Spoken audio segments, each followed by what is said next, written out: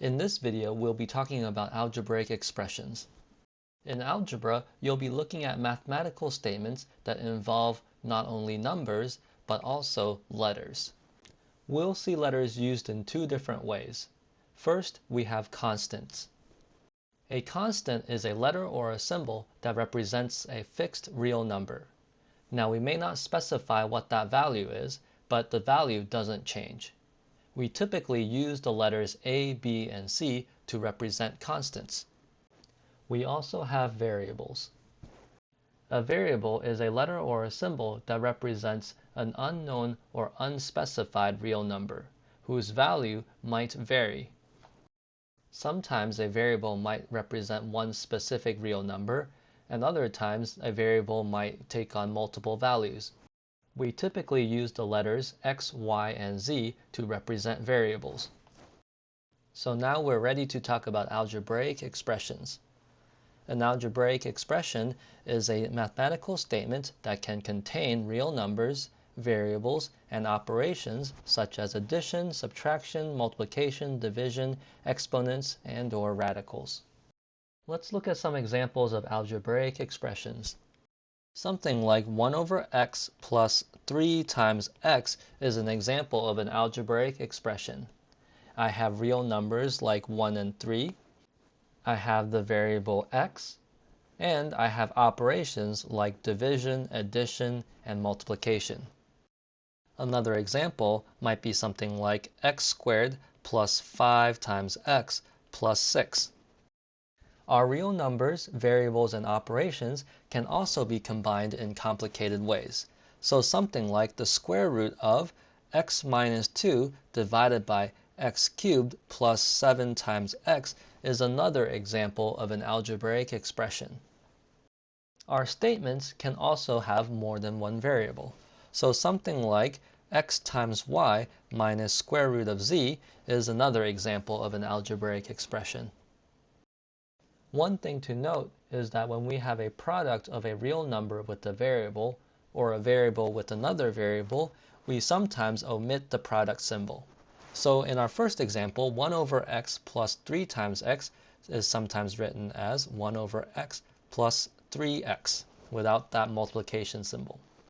X squared plus 5 times x plus 6 can be written as x squared plus 5x plus 6. Here in this next expression, I can write this as square root of x minus 2 divided by x cubed plus 7x. And then lastly, x times y minus square root of z can just be written as xy minus square root of z. Next, we'll talk about evaluating algebraic expressions. As we have seen, algebraic expressions are mathematical statements that involve variables. But sometimes what we like to do is determine the value of the expression when the variables take on specific numbers. When we're asked to evaluate an algebraic expression, what we do is we substitute a specific number for the variable in the algebraic expression and then perform the arithmetic operations. Let's look at a few examples. In our first example, we want to evaluate the expression x squared plus 5x plus 6 when x is equal to 2. So all we have to do here is replace the x's in the expression with 2. So instead of x squared, I'm going to have 2 squared, and then plus, instead of 5x, I'm going to do 5 times 2, and then plus 6. All we have to do now is perform the operations. So this is equal to 2 squared, which is 4, plus 5 times 2, which is 10, plus 6. Simplifying this, we get 20. So that is the value of the expression when x is equal to 2. Remember that variables can take on any real number. So maybe instead of x is equal to 2, we can evaluate this same expression when x is equal to 3. All of the x's that we have in our expression we're going to replace instead with 3.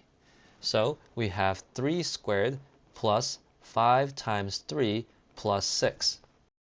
Here we have 3 squared, which is 9, plus 5 times 3, which is 15, plus 6, and this simplifies to 30. So that's the value of the expression when x is equal to 3. Since we can plug in any real number for a variable, let's try to evaluate our expression when x is a negative fraction. For example, x is equal to -1/2. Again, if I want to evaluate the expression, I'm going to replace the x's in this expression with -1/2.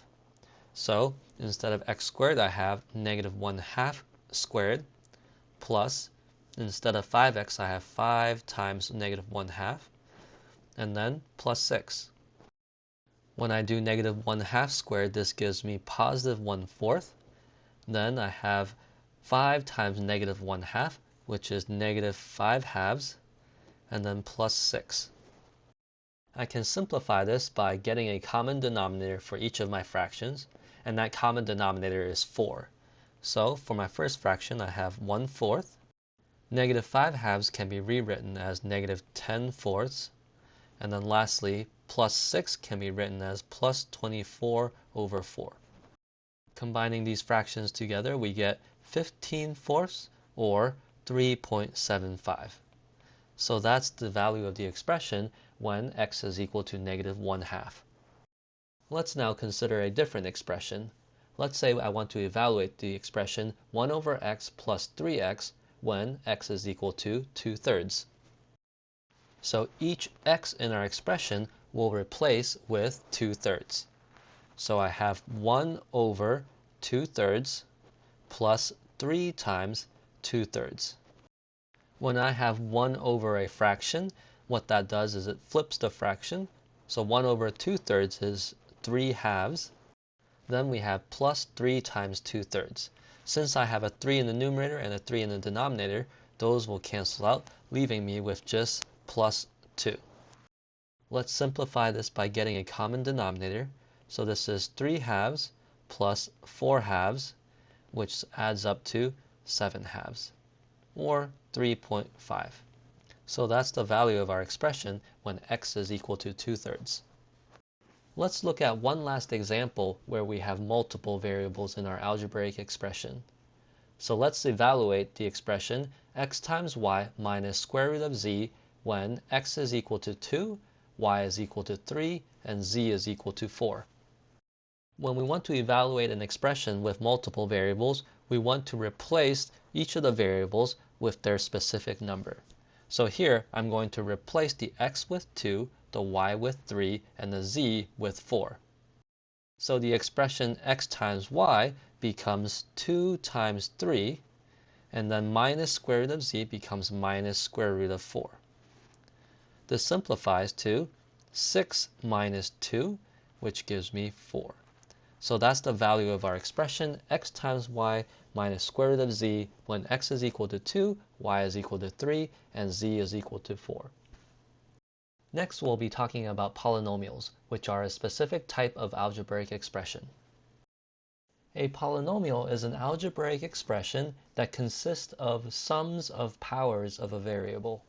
Before we go over the formal definition of a polynomial, let's look at a few examples. Let's say that we use x as our variable. Then an example of a polynomial would be something like x cubed plus 3x squared minus 5x plus 2. This is an example of a polynomial because here we have the sum of powers of x.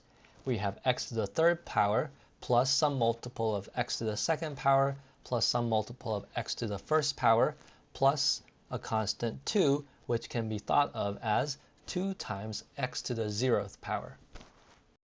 Another example of a polynomial would be something like 3x squared minus 8x plus 1. Let me give one last example.